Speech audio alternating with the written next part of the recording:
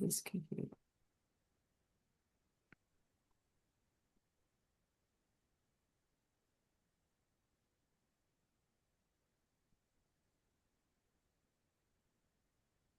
Okay. It's recording. I can't see. All right. Hello, everyone, and welcome. My name is Allison Daigle. I'm the Executive Director of the Autism Alliance, as well as your moderator for this evening's guest presentation. I'm joined tonight by my colleague, Amy Turner, our Director of Operations. Before we begin, a quick note, tonight's session will be recorded. You're welcome to keep your camera on or off, whatever is most comfortable for you. We do ask that you remain muted unless you're speaking to help minimize the background noise. We'll have time for questions at the end of the presentation. This program is scheduled to run from 6:30 to 7:30-ish. We're pleased to welcome our November guest speaker, Kelly Sandler, MS, BCBA, LABA, owner of Aspire to Be. Tonight's presentation is designed to support caregivers of children with autism through the principles of acceptance and commitment therapy. This evidence-based approach empowers parents to navigate challenges with greater clarity, calmness, and compassion. We are very, very thrilled to have Kelly with us this evening, and now I turn it over to you, Kelly. Excellent. Thank you. Hello, everyone. As she mentioned, Allison mentioned, my name is Kelly, and I'm happy to be here with you today. If you have not heard of acceptance and commitment therapy, you are not alone. It's not the most common form of therapy, and when we utilize it in behavioral analysis, we utilize it more as a training protocol versus a therapy, as we're not psychologists or psychiatrists. But acceptance and commitment therapy is a world-renowned intervention. It's used by the World Health Organization. It's used for, excuse me, like war refugees to help them re-enter civilization. It's helped individuals from on the autism spectrum. It's helped individuals with severe mental health issues and also just people who are trying to reach their goals and trying to get out of their own heads and that consistent chattering and second guessing ourselves that goes on inside of our heads. So the reason that this was adapted into behavioral analysis is really to support the caregivers and the clients. So those who have autism often struggle with some social interactions and emotional regulation. So there is protocol for ACT, acceptance and commitment therapy for those individuals. But today, this is all for the caregivers and for the parents, and for you guys to try to figure out new, unique ways to maintain calm, presence, and effective relationships with your children. So, with that, we'll get right into it. We're going to try to focus on understanding ACT and just everyday language. There's a lot of jargon that gets thrown in here, but I'm going to do my best to keep it simple and easy to understand for you all. There are 6 core principles of ACT, and it's on this, you'll see it later in the presentation, but it's on what's called a hexaflex. It's a completely made up nonsense word, but yes, it is published in peer-reviewed articles. It's called the hexaflex. So I'll go through all 6 of those and how those apply to you and your situation as an individual who's caring for a high needs child. Help you stay in the moment and be strengthened with your values. And then we're going to try to leave with something that's really easy and repeatable strategies that you guys can do day in and day out and practice so that you can get better at it for your children and for yourselves. All right. Excuse me, I have like a frog in my throat. So, when you are caring for an individual who is on the spectrum, you have a different parenting experience than someone who does not have a neurodivergent child, right? Like we all know this, and this is a really big burden that is almost impossible for someone else who's not living it in the home to see how it affects everything, right? It affects every dynamic, whether it be your hygiene dynamics or your social dynamics or the relationships with siblings, the relationships with your partner, your spouse. It can really strengthen and throw a wrench in all of the daily activities that go on within a home. So we're gonna talk about getting out of that flight or fight zone and back into the calm regulation present zone. You're at home managing different therapies, doctor's appointments, speech and OT and ABA and the SPED coordinator and what have you, right? And then all these different maybe behaviors or um, things that you're working to strengthen independence in the home, sibling relationships, your calendars and to-do lists are full. And that is the understatement of the century because a lot of people here have full-time jobs or part-time jobs. They're members of the community, they're playing their own roles too. And then adding on this extra um, just time, extra things that take time that cause stress in your life. So we're here to help you stop feeling overwhelmed, stop feeling guilty like you're not doing enough, and stop being unsure of whether you're giving your child exactly what they need. We're going to reframe your thought processes so that you can find that you are a loving parent, that you are doing your best, and that you are good enough and the best parent you can be for your child, and they are lucky to have you. So let's take some time today to take care of ourselves. And before we get into it, actually, you know what?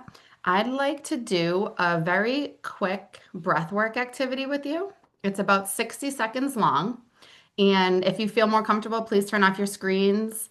You can close your eyes, you can keep your eyes open, but we're just going to take 60 seconds to do what's called box breathing. So you breathe in for 4 seconds, hold for 4 seconds, out for 4 seconds, and then hold for 4 seconds. I'll pull up a little screen so you can follow along. But this breathing exercise is something you can do in your car, in your home, in the shower, anytime you have that quick extra 30 seconds to yourselves. So let me just pull this up and take a minute, get comfortable, close your eyes, and let's do some box breathing.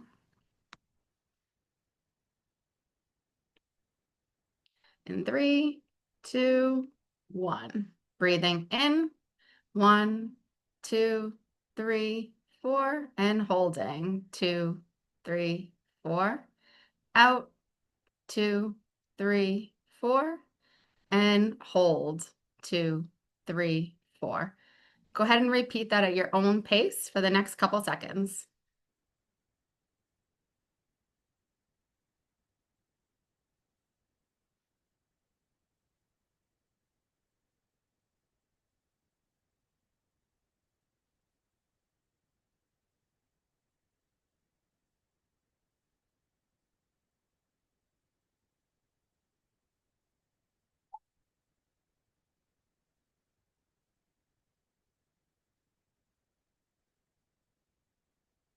All right. Thank you, everyone, for participating in that.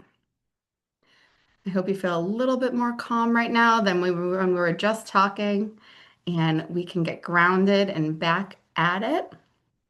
ACT teaches us, I'm going to refer ACT as acceptance and commitment therapy moving forward. So, ACT teaches us to respond from a place of calm and center and values versus reacting from a place of anxiety or fear, stress, or anger. ACT helps us to reduce our stress without pretending that we're feeling better, um, and without the need to know that this uncomfortable feeling is going to stay, right? It's going to pass. It's a temporary feeling. So ACT helps us focus on what's in our control, what we can actually do to manipulate what's going on in the moment, what we can hold space for, and what we can physically and mentally do to make the situation better versus what we can't and what is completely out of our control. It helps us to show up as the person and the parent that you really want to be. We all have these ideas of the mom, father, or caregiver that we want for our child, but when things get tough, sometimes we don't act in that way. So, we're going to help you get back on track here and show yourself some grace. ACT isn't about fixing you or your child. We're all human beings feeling the full range of emotions: anger, frustration, guilt, shame. This is all normal stuff. It's uncomfortable, but no quick fix is going to make it go away. And in fact, that would be not in alignment with being a human being, right? Like it's part of our process of being human is feeling these negative emotions and these uncomfortable things. So we're going to help you kind of detach from those and give you some tools so that you can get back into what's going on in the moment and be the best parent for your child and so that you can be the best person for yourself. Here's a silly hexaflex that I was referring to at the beginning. And as you can see, the hexagon has 6 points, and it's a visual demonstration of what is called psychological flexibility.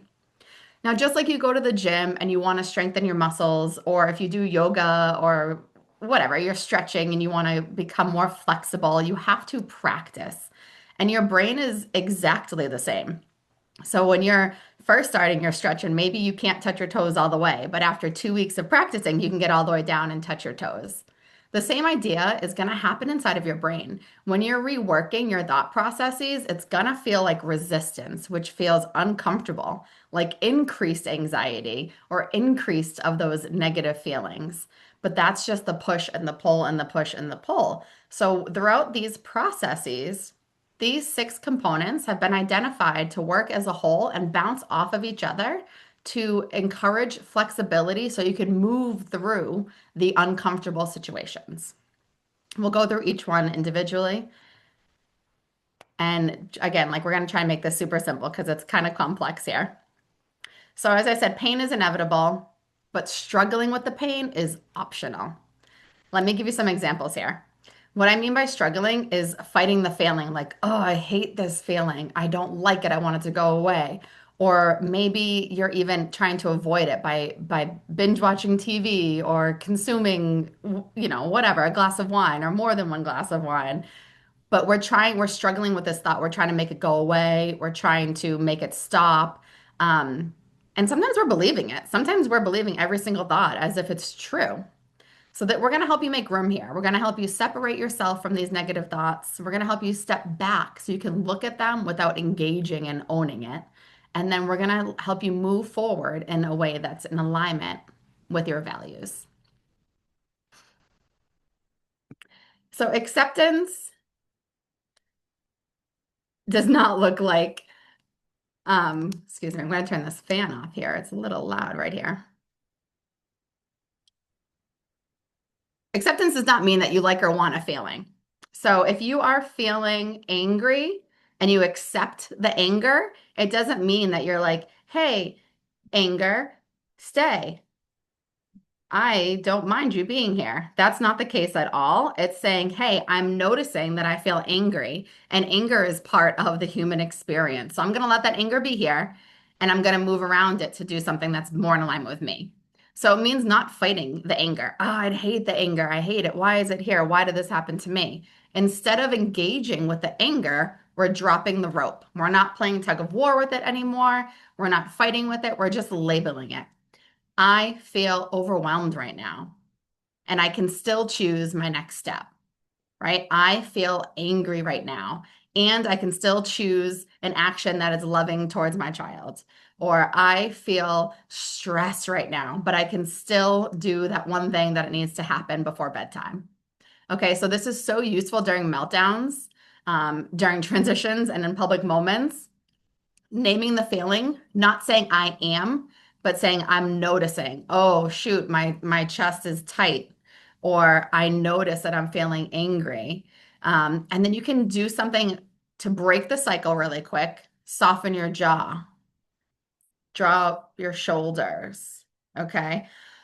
Take a deep breath, unclench yourself, loosen up a little bit, and breathe into it instead of resisting it. Be like, yep, that's anger. I don't like it. It's very uncomfortable, but it's not who I am. Anger is an emotion that I am experiencing right now because of what's going on outside of me. So here's a tiny daily habit you can do. When we're accepting our emotions and our internal thoughts and experiences, we're not saying it's okay. We're not saying that it is safe or that it is good or that it feels good. We're just saying, I notice this and it can be here because I know it's temporary. So 1 minute, you can do an emotion check every day before you go into the house, whether it's after school or before school, before you wake up and do the bedtime, the morning routine. 1 minute emotion check. How am I feeling right now? You can scale your emotional level. Like, am I at a 10? Am I excited, happy, content, ready to go? Am I at like a 5? Like, I didn't sleep good last night. I'm moving slow. Like, where are you at? Check in with yourself. Put your hand on your heart. Take a deep breath. and then say, okay, I realize where I'm at today, and I can go and do things my best and know that it's hard, that my life is not as easy as others, and that is okay. Know that I'm doing the best that I can and that I am loved and that my children are loved by me. Okay, so when you are reframing and just accepting the negative thoughts, come with it. They're part of this experience. They're part of parenting a child with autism. They are part of parenting any child or being a human, but more so you're coming into these emotions with your child with autism. So we want to make sure that you're accepting it as in not saying it's allowed. You're saying it's allowed, but it's not okay, right? Like it has to be here because it's part of it, but it doesn't have to be okay. So once you've allowed and accepted this uncomfortable feeling, you can go into step two. This step is called cognitive diffusion. Cognitive diffusion is when the mind is telling you those stories of, everyone's looking at me, or I'm failing as a parent, I'm not doing a good job, I'm not doing enough, or I should be doing more. When your mind starts telling you those stories, if they're not helpful, and in fact, if they're harmful, then it's probably not a true thought. So, what we want to do is diffuse from it. Notice the thought instead of obeying it. If I say I'm a terrible mom, well, that would be a really unfortunate thing for my daughters. It's just not true. I'm not a bad mom. Do I have bad moments in my parenting? Yes, because we all do. So we want to make sure that, like, maybe the truth is I had a bad moment, but I'm not a bad mom, right? They're very different, very, very different situations. So diffusing from your thoughts instead of obeying them, instead of relying on them and saying, oh, that thought must be true. When you are able to diffuse, you're literally creating space inside of your brain. So you're no longer fused or attached to that thought. You're able to say, I accept that thought, that I'm experiencing it. Yeah, it's there. I can hear it inside of my head, or I do feel that way, but know that it's me. I'm still here and I'm the one observing it. So I'm going to add that space to make sure that I know I'm not that thought. I'm still me. I am still a good mom. I am still a loving parent. I am still doing the best I can, which is the perfect parent for my child. Okay. So I'm having that thought, that blah, whatever that may be. And then you can do some exercises, like put the thought in a balloon and pretend that it's blowing away, like going up into the clouds. Or you can pretend like it's a leaf and you're putting it in the water and watching it flow downstream. You can pretend like you're laying down on the grass, looking at the clouds, and just like the wind, they'll pass by. Say the thought in a silly voice or a slow voice. This is one that I'm going to do it and it's going to be embarrassing. But Dr. Stephen Hayes says to sing it in happy birthday tone. So if I have a thought that says, like, I'm a terrible mom, then I would go, I'm a terrible mom. I'm a terrible mom. And all of a sudden, that thought sounds kind of silly, right? Like, that's ridiculous. I'm not a terrible mom. And when you put it into something silly, like a happy birthday song or the itsy bitsy spider, or you're taking its power away and you're separating yourself from it so that you can step back into who you are. Okay. So, some examples that might immediately trigger some parents. You get a school email. Oh, shoot, you get the notification. You're like, oh, that must be bad. What happened now? Immediately, your thought goes to something that maybe happened in the past where an email was kind of negative or a situation happened at school. So your body immediately panics to that event. So what we can do is be like, oh, I just noticed I got anxious because the school emailed me. So I'm noticing the anxious. And then the thought, this must be really bad. Instead, you can say, whatever it is I can handle, right? So you can sing, this must be bad, in the happy birthday song, get that out of here, and then reframe it with, whatever this is I can handle. I am a good parent.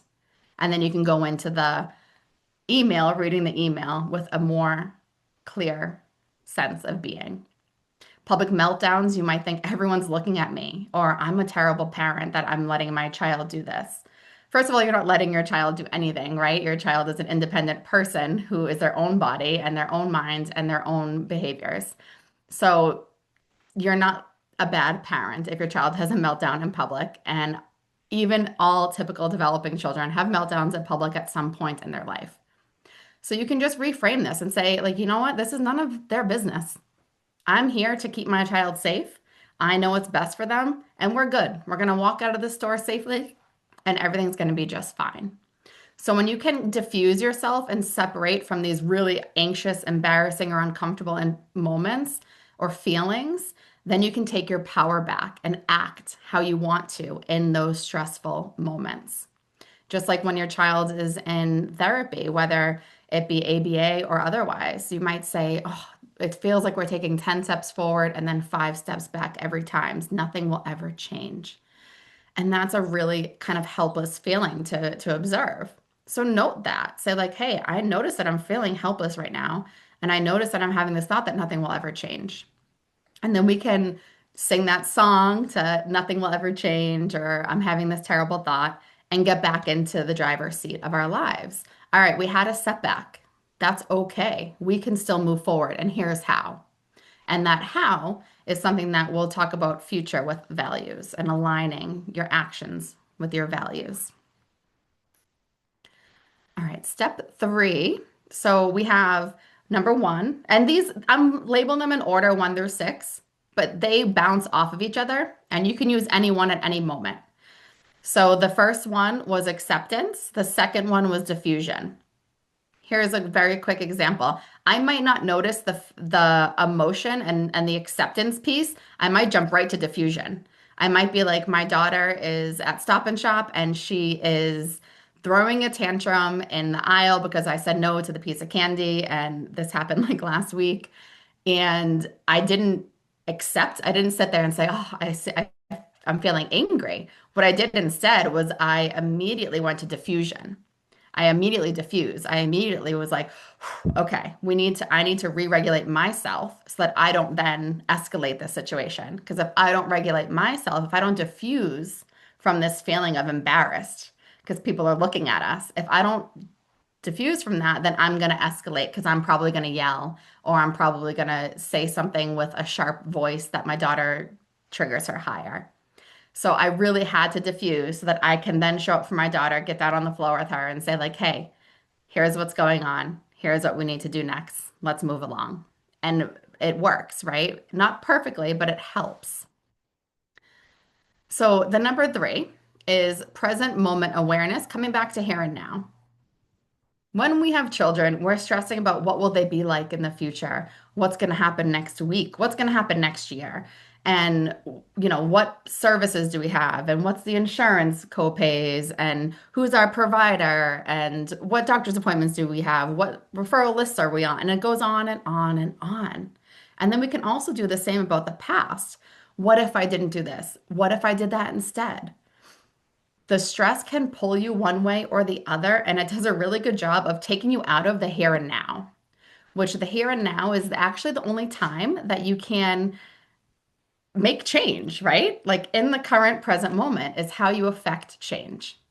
So being back to the present moment is a really important step when you are feeling nervous or you are feeling dysregulated, because it can help you come back. And by doing this stuff, you're modeling it for your kid, and then your child will learn incidentally about how to self-regulate. So some present moment practices when you are feeling stressed and anxious are 3 deep breaths, just like we kind of did at the beginning. You can use that box breath where it's 4 in, hold, 4 out, hold. You can use that. You can use grounding techniques where you notice and label using your senses 5 things you can see, 4 things you can touch, 3 things you can taste, 2 things you can smell, et cetera, et cetera. The other thing you can do is dropping your anchor, which means putting your feet on the floor. And when both feet are on the floor, you're more connected to the earth, I suppose. But doing these things helps you stay grounded in the present moment. We can think of dropping the anchor as ACE, acknowledge, yep, okay, I was just not in the present moment. I was just lost in the future and worried about or stressed about the future and lost in the past. I just realized that. So, A, acknowledge. I acknowledged I wasn't in the present moment. B, connect. Connecting with your body. You can literally touch your shoulders, clap your hands together, touch the top of your head. Just be like, my body is here and now. Put your feet on the ground. And then just label a couple things you see. My shirt is green. My curtain is green. My plant is green. So, whatever you want to do brings you back into the present moment. All right, now what am I doing next? So, mindful moments with your child. Another thing you can do to get mindful and be in the present moment with your kid when you're feeling all stressed out. Watch them play. Have you ever sat down and watched your child, whether they're on their iPad or watching TV or building Legos or drawing, reading, whatever it is? Have you watched your child just sit there and enjoy themselves? Maybe you can play with them. Those 10 to 20 or 30 seconds of just catching your kid in a happy moment is really going to be fulfilling.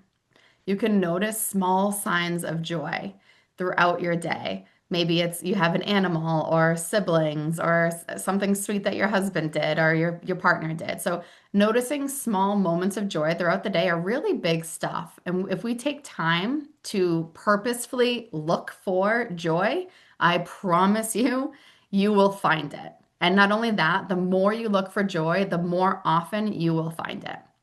So connecting grows in tiny, mindful moments. I would love for you to do this for yourselves, with your family, with your friends, your loved one. Find little moments, seconds, quick text messages that allow you to find moments of joy throughout your day.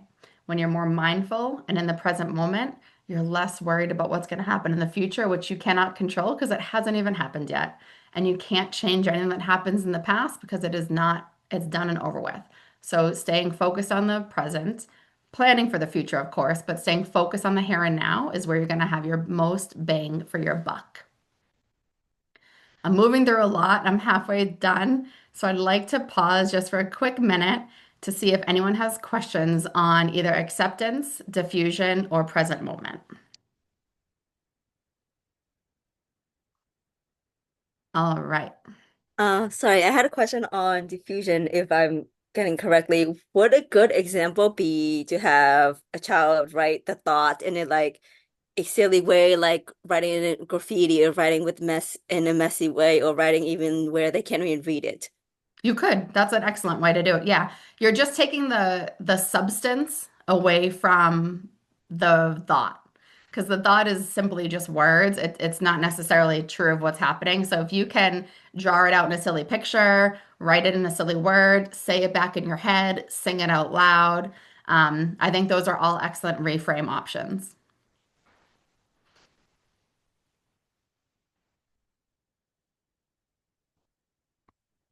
Okay. Excellent. Thank you for that. Let's go on to self as a context. All right, so self as a context. This is a whopper. This is a big one for people to understand. So, well, I'll give you an opportunity at the end to ask questions again. The idea is that we as human beings are not, how do I describe this?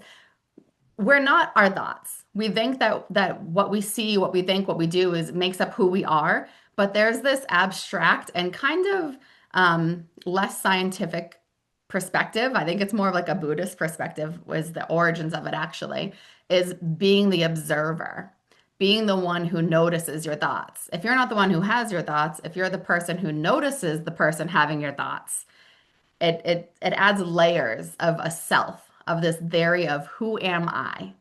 So you are not your stress or your guilt or any of your negative emotions. Though that's not who you are. Those are experiences that you're having. You are the one who is noticing them, who is feeling them, who is experiencing them, not the one who um, they don't define you. They don't encompass you as a being, you as a parent, you as a caregiver, you as a professional or loved one. So this gives room, like it genuinely gives room for the space of these emotions. They aren't me. Yes, I'm experiencing them, but I'm over here and I know who I am and I know what's important to me. So whenever these kind of yucky things come up, I know I can accept them. Yep, they're here, part of the normal experience. I can diffuse from them, right? And then I can get back in the present moment. So self as a context is utilized throughout this whole process, all 6 steps, when we're thinking about who we are in the context of what we're thinking, what we're doing. Let's keep talking about this a little bit more. Um, you might say, like, I'm noticing, right? I'm noticing this feeling. I'm noticing tightness in my chest and the busy thoughts. You see yourself from the outside. Sorry. Can you guys see yourselves or just the screen? I'm just seeing the screen and Okay, then off the side, yeah. great. Okay. Um, so yeah, so you see yourself from the outside with compassion because we're seeing ourselves, oh, look, I'm noticing this thought. But the person who's observing, who's noticing, is someone who is meant to have compassion in this context so that you can show yourself some grace. Yes, I'm a human being, but I am a worthy human being, and I am a amazing parent and a great mother, and I had a human experience. I made a mistake, and that's normal. So when you put everything into context, you stop owning it as if it's your full identity and just know that it was an event that happened or isn't a feeling that you experienced or a memory that you're remembering. But you as a whole are a person who is worthy of love and respect and compassion, and so is your child. And this metaphor here, like you are the sky, your feelings are the weather. Sometimes it's sunny and shiny and beautiful. Sometimes it's cold, but that could be nice because sometimes you're feeling a little sad or a little unenergetic, but you can cozy up under a blanket, right, on a nice winter day. But sometimes the storms come rolling in and you have to wait those out. So you're the sky, the weather as it comes and goes, those are the feelings and the emotions and the thoughts that you're having. I hope that helped clear up self as a context for you. Is it like I'm trying to think as a metaphor. If you are this, you can't control the emotions, but you can observe the weather as it falls, as it goes through. Is that Yes, how I'm translating it? Okay. exactly. Yeah. Your emotions, whether it's anger, whether it's stress, overwhelm, whether it's anxiety or shame, whatever it is, that's not who you are. That's what you're experiencing, right? Because of whatever situation it is. Maybe your child had a meltdown in public. Maybe you got an email that said your child did X, Y, and Z. Maybe the doctor, if it's something that kind of brings you down, and you notice feelings that you're having about it, that's not you and that's not a reflection of you as a parent. Right? You are a good parent. You love your child. Just the fact that you're here today and learning about this is proves that you are a good parent, right? Like that's fact for all of you sitting in this room. So you can separate yourself, know that the weather is going to move, it's going to come, it's going to go, and that the good times will come back again, right? And that you can act in your values. So the values are going to be your parental compass. Your values are your guide. Whenever you're unsure of yourself, what are my values? And you make a decision that is in alignment with your values, and you won't have to second guess yourself ever again because you've done the best you could with what you had based on what means the most to you. The values are how you want to show up as a parent, as a person. They're not goals, they're not outcomes. It's not saying, I want my child to be a college graduate. And it's saying, I want to support my child. I want to show my child love through all ups and downs, right? So that it's different. The outcome, the value is how you show up the whole time throughout it. At the beginning of the process, during the process, at the end of the process. The values are the same, right? It's how you're showing up, how you're presenting yourself, the decisions that are guiding, the things that are guiding your decisions. So being patient. One that I use is being present, being humorous, being adventurous, being calm, whatever your values are, these are the things that are going to guide how you show up in a difficult situation so that you don't make the same mistakes over and over again. So this is just some context for values, and I'm actually going to pull up after this slide an activity so you guys can start thinking about identifying your own values. So this says here, how do you want your child to describe you as an adult? Outside of how you look like, how do you think they would describe you? Would they describe you by your name, by your job title? Do you want them to describe you as loving, funny, available, comforting, safe? And not just your child. You can use this context for all relationships. Like, how do you want to be thought about? How do you want to be perceived by people? There's a consistency in the things that mean the most to us and how they show up in our actions. So we're going to go through this exercise here. This one here. Um, I'm actually going to pop this in the chat so you guys can pull it up yourselves if I can. We'll try that. Okay.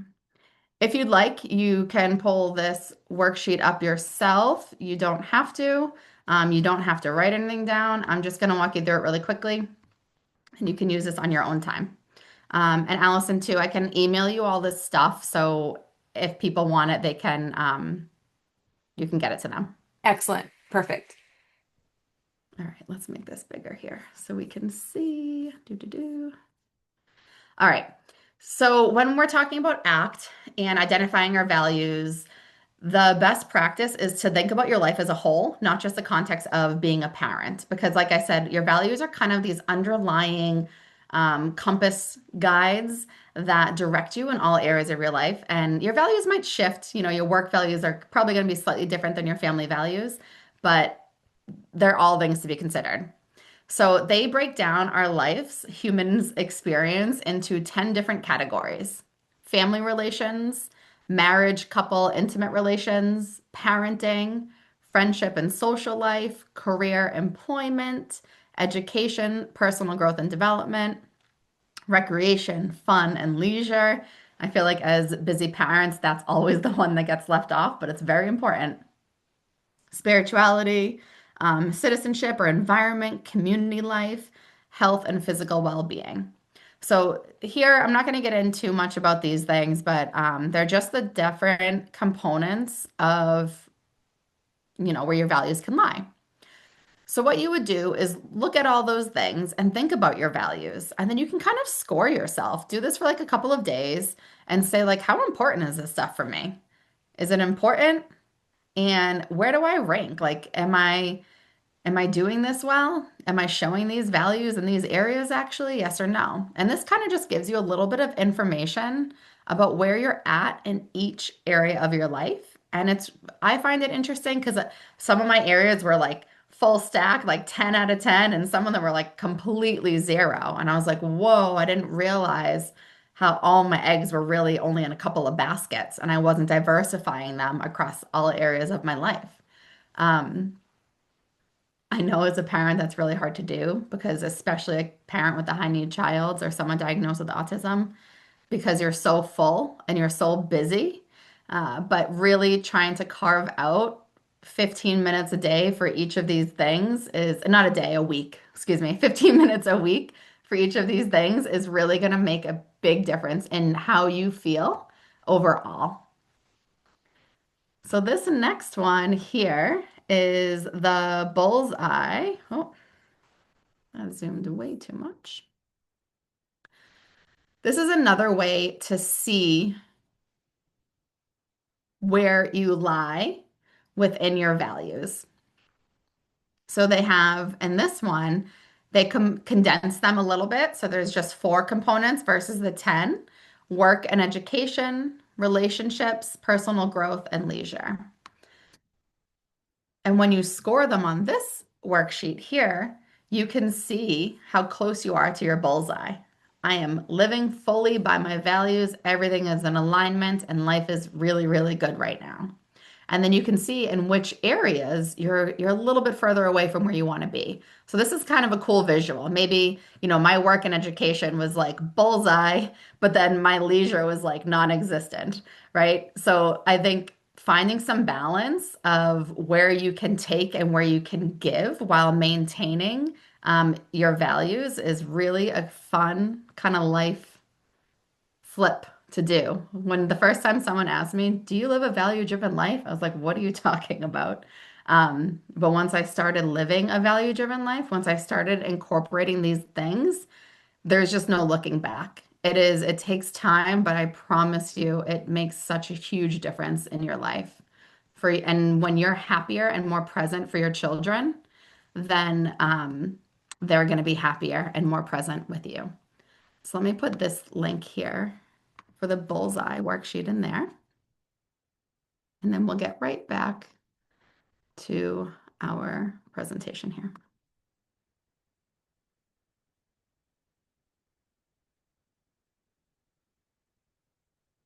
All right.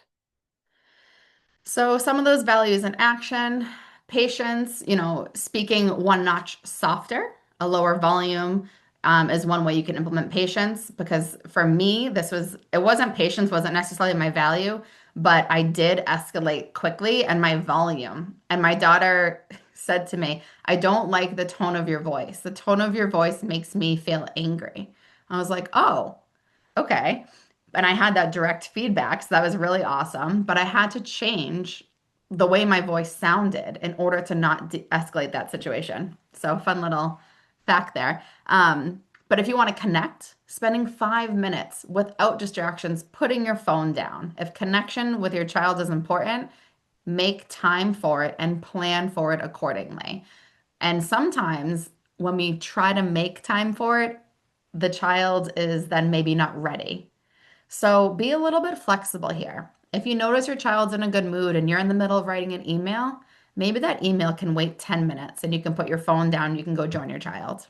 So if you just have more awareness that connection is a goal of mine, and then you'll be able to purposefully make time to do that with your child, and it'll become easier and you will have a stronger connection by doing this.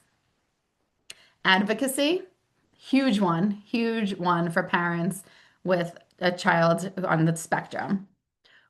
You want to send one clear email to school this week if you want to advocate and you want to start speaking up and you want to increase your communication with the school or with the providers. You can go ahead and put it down on your calendar and say, "I'm going to advocate once a week, whether it be on Fridays. I want to see how my child did this week and I want this specific information, please and thank you." So I think moving towards your values are gonna help your child, they're gonna help you, and everyone is gonna have a little bit more relaxed of a life through these processes. And the last one, and the biggest one, the one that's gonna have the most impact, is committed action. Committed action very literally means just doing what you said you're gonna do. They are small value-based steps. If you go through these processes and you're able to identify, I would recommend 3 values just to start and do them in relation to parenting so that you have that to work towards. Your 3 values, once you have those identified, then you can start slowing down, becoming aware in the present moment, accepting any of those negative or yucky thoughts as they come, and know, just like the weather, it will pass, that they do not define or create who you are. It's just a human experience that will move on. And then you can go ahead and step into your value aligned action, your committed action. I'm committed to connecting with my child, whether I am stressed or not. My value is connecting with my child. So the stress from this email is gonna have to get put to the side. If I need to sing the happy birthday song to get it to go away, then I will. I'll sing that happy birthday song for the stress so that I can connect with my child. You see, they bounce all over each other, but they all work together. And the end result is the value-based steps, small little steps, and acknowledging those every day. Because progress builds little bit by little bit by little bit through gentle persistence over time.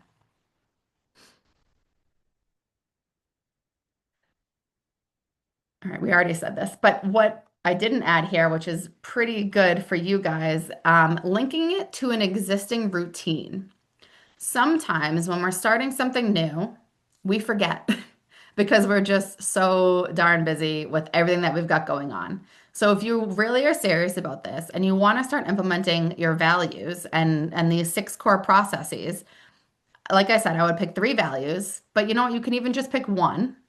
And the one word, I'm going to stick with connection as my example, is connection. So pair that word with something you do every single day so you don't forget. Maybe it's brushing your teeth. Tape it above where your toothbrush is so you see connect with my child. Maybe it's your cup of coffee. Whenever you pick up your cup of coffee, take the word when you're, press play on your Keurig, connection, connection, connection. I'm going to value connection today, and I'm going to do small acts of alignments in connection. When you link a new behavior or a new routine to something that's already existing, they kind of become bonded together, and then you do them simultaneously. So if you're having a hard time adding something to your routine, just pair it with something that you're already doing every single day. And then reinforcing. If you're here, I assume you're familiar with the word reinforcing. It strengthens behaviors. It's, the high fives and the tokens and the good jobs and for us, it's money or a loved one saying thank you. So reinforcers are the things that keep us going and keep us doing the things that we're doing. So notice all of your efforts. Whoa, that was really hard, but I stayed calm. It sounds maybe even a little silly, like you have to pat yourself on the back, but what you're doing is rewiring your brain. You're actually teaching your brain that that was hard and I stayed calm. So you're saying I can do this and I can stay calm. And your brain, instead of going, left, right to the hard moment, right to the negative thoughts, it's gonna start to learn to go to the new thoughts, the healthier thoughts, the I can do hard thing thoughts, the I am a great mother thoughts. And they'll start moving there more easily with repetition. It feels hard at first. There's this example I like to use of wheeling a wheelbarrow. If you do that through the same path over and over and over again, that ridge gets pretty deep, and that wheelbarrow moves nice and smooth into that through that path. But the second you want to turn, that groove is now so deep. To turn that wheelbarrow out of that path, especially if it's full, you're gonna have to pick it up and move it, and it's gonna be heavy, right? But the more often you do that and take it down the new path, that new path starts to form and it becomes easier and easier over time to move that wheelbarrow. That's exactly what's going to happen with your thoughts and with your committed actions. The more repetition, the more you do this, the less effort or the more easier it'll become, right?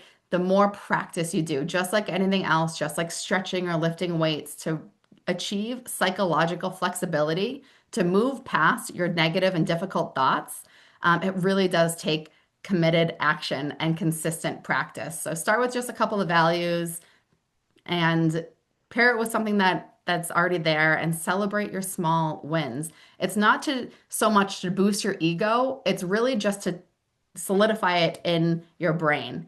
It's really to say, I did that thing. We know how to do that. It's teaching your brain. So don't do it and to boost your ego to be like, oh, I'm awesome.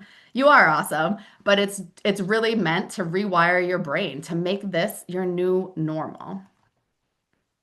So when you put them all together, you make room for feelings, you can step back from your thoughts, you can return to what's happening here and now, observing without judgment. You can choose what matters most to you and then take one small step in that direction as you go through this. All right, we have 9 minutes left. I'm going to go through just some of these kind of obstacles that happen quickly. I don't have time. You have time. You definitely have time. You might not have a lot of time, but you have 30 seconds. Even if it's while you're in the bathroom, even if it's while you're brushing your teeth, even if it's while you're driving, not while you're driving, that's not a safe example. While you're walking the dog or while you're brushing your child's hair. You have 30 seconds to dedicate to your well-being, which will also benefit your child. So Understand that you do have 30 seconds. You might not have 30 minutes. Definitely, that is a possibility. But when you start with 30 seconds, you can start building on that easier and easier because it'll get easier and your behavior will want to do more of that stuff, more of the act processes, more of the values because it feels good, because you're having more fulfillment, more connection with your child, more confidence in your advocacy for your child, more confidence in your parenting relationship with your child because it's definitely difficult. Sometimes we forget. I already mentioned this, link it to a routine, set an alarm on your phone, add it to your calendar, whatever you need to do to help yourself remember, put a note on your mirror in the bathroom. Um, it's not working fast enough, is something people say. And yeah, it's a slow process. No way around it.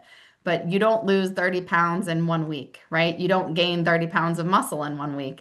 You aren't going to master this in 1 week. Notice the tiny shifts and say it out loud, label it, because again, this rewires your brain to move in that value aligned direction. If you feel like you're messed up, that you messed up, don't worry about it. You can repair. Oh, I made a mistake. Yes, maybe I did. And that's okay because I know what to do next. I know how to realign with my values and move forward. So always, always keep moving forward and be consistent because this will work. Talk to yourself like you would talk to a friend. Of course, we want to be kind to ourselves. It's easier said than done. But if we can stick to the facts of we are good parents, right? I want what's best for my child. Those are the facts. And when you know that, then you don't have to worry about those other thoughts. You can let that rainstorm move on by. You can put those negative thoughts in a balloon and watch them move away. This is hard is a complete sentence. It's true. Life can be really hard and it can seem really unfair.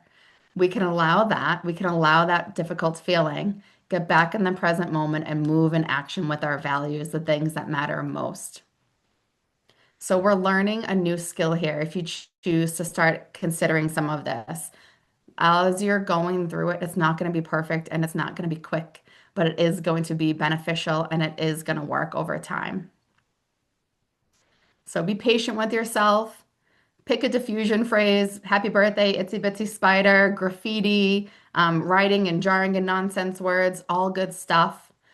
Pick a grounding strategy. Maybe it's clapping your hands, touching your shoulders. Maybe it's putting your feet on the ground.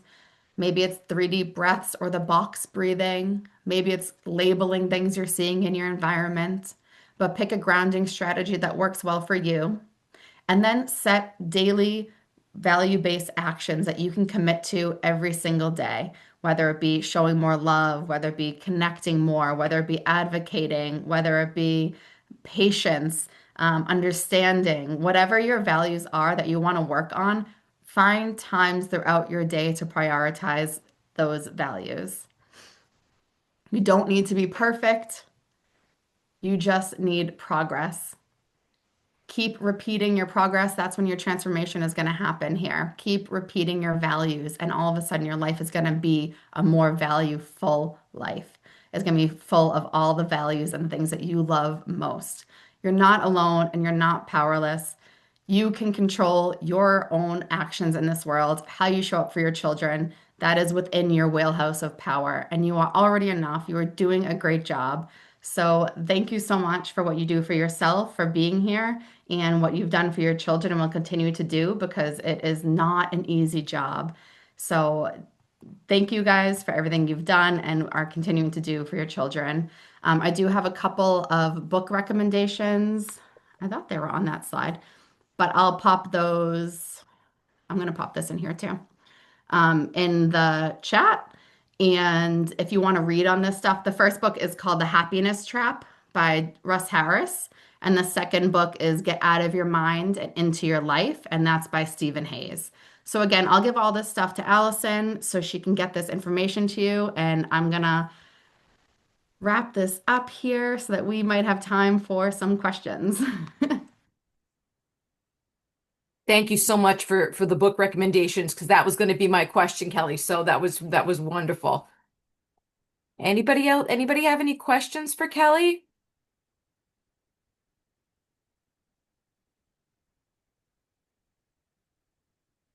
Any comments?